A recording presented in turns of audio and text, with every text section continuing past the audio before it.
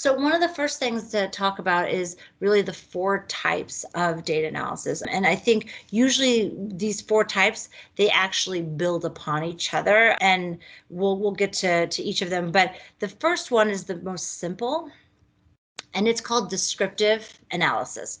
And so this is the W's. So if you think about who, what, why, when, these are just the basic descriptions of the information that you have. It's not really looking any deeper into it. So if you could look at your statistics about like your service data for child protection, right? You can say who is accessing our services, when are they coming, or more people coming at this time of year or this time of year. What are they reporting? What are the needs? This is really the first step. Obviously, it's great to go into data analysis with an idea of what you're looking for, but also sometimes when we get asked those questions, such as, I need a briefing on child protection in this operation. So really starting just to think through kind of some of these basic descriptives can really give you then a place to be like, oh, that's kind of weird. I wouldn't expect that. And then you start to build on it and you can move then to the next step or next type of analysis, which is explanatory. Explanatory is really where you're connecting the dots. So instead of just saying, oh, 50% of the children who reported were male, 50% were female, we're going to start then thinking about, what does that mean? Is there a link between this and something else? If we were looking at, instead of just like age or sex or type, maybe we look at seeing like maybe in this location we're seeing more of this type of violence, and in this location we're seeing more of this type of violence. So we start linking the actual data points together instead of just thinking of them as their own independent piece of information. This can help you then to think through kind of cause and effect. So if in December we had very few incidents of GBV, there was a massive influx of people due to fighting. And then the next month we had a lot more cases of GBV. Obviously, you're going to have to follow up, but I mean, you might be able to say, potentially there is a connection between the number of cases and the new change in context. This is usually most reporting that you'll see starts out a little bit with the descriptive and then gets more into this explanatory. So this is just then where we say why we think things that are happening are happening.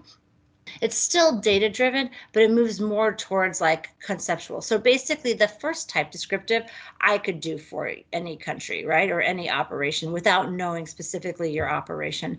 But once you even get to the next type, explanatory, it really, really requires that we have individuals who understand what's going on and what's happening to then be able to try to say, oh, that could be because of this. Again, it's still possible to do it a little bit without a clear understanding. If you understand the topic, like child protection or GBV very well, you might have enough experience to be able to infer some things, but it's really the people on the ground that will have the best. I'm going to show two graphs, and we're really just looking at the descriptive. So we're looking at descriptive analysis of this. So if I was to say who's coming to our services, you'd say mostly adults. Obviously, there are others. Also, we got Cookie saying physical abuse is the most frequent type of violence that we're seeing here. So what you just told me, that who, so adults, we're talking about what physical abuse. And this is information that is useful and necessary, but it's really, your graphs are going to speak for themselves on this. It's the next stuff that's really going to tell people anything. It's what donors want to know. It's what you want to know, because it's what's going to really inform your programming, is like, could you, the next level, so that explanatory. So if I was going to give an example of this for explanatory, even though I don't know this context, is I could say it's likely that because you have adults and a lot of physical abuse, you're probably going to be, if you were to look a little deeper into this, you'd probably see there would be a lot of physical or intimate partner violence maybe that's influencing why you're seeing the population you're seeing and the type of violence you're seeing. That would be that next level where you're trying to link the two together. Again, this is just you looking at information and saying that could be the reason why, maybe this or maybe this. There's more work to be done, but it's kind of where you start linking up these two data points to see kind of what we're looking at. So then the next type is interpretive. So again, now we're getting even more. And so this is like kind of how you would, as you present a report or something, you would start out with those basics. You kind of talk about, well, this would probably be this, and then you start to interpret your information. This requires somebody who understands both the topic that you're reporting on and really the context you're working in. I know this is happening even more and more as we have data port in this, that we have IMOs or we have DEMAs helping us generate graphs and that sort of stuff. And that's totally okay. I mean, I think that's definitely a good support mechanism. But this is where it gets away from their ability to do, like, this is where we all have to, as subject matter experts, have to step in and actually then take those graphs and look beyond that to then what we know. So what are we anecdotally hearing from people in the community? What do we know from our coordination? What are the 5 W's? This is where we draw in secondary data and we say, okay, this is telling us this. And we then also have seen this with other things, and you start to really kind of paint a broader picture. So it's moving beyond the data to contextualize. And then you also would say, so let's say you're finding something, right, in your data. This is where you would start to be like, does this actually make sense? Do you feel like there could be errors in your data, or do you think that this is actually plausible? And then here as well, you would explain limitations to the analysis. So again, our ability to say, without doing like concrete research study where there's that extensive controlling and that sort of stuff, you're not going to be able to say this is caused by this. We can really triangulate our data together and kind of think, but you also, when you're interpretive analysis, you're also going to explain what are the limitations to your analysis. Is it possible that are there other explanations as well that could possibly be there, or what is still to be found out? And so finally, the last part about this interpretive is this requires you to draw a conclusion. So you ask, like, so what? So what does this mean? So what do we need to do? So it's really from this that we draw our recommendations or our asks or that. So what does this mean? What do we need to do? So what are we going to do?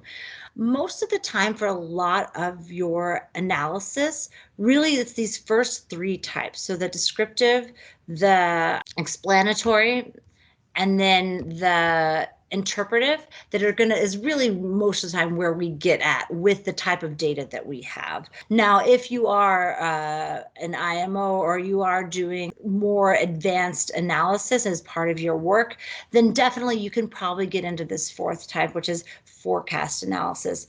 But this identifies the likelihood of future outcomes and trends at a specific time based upon current and historical data. This definitely doesn't mean that we can't do it. And I think we do this. So if you think about your programming and you know that the last 3 years we've seen a spike around this time of year in terms of FGM, or we've seen around the holidays, we see an increase of this type of violence, or that we know when we see this type of movement that we can expect the rates of separated children will increase.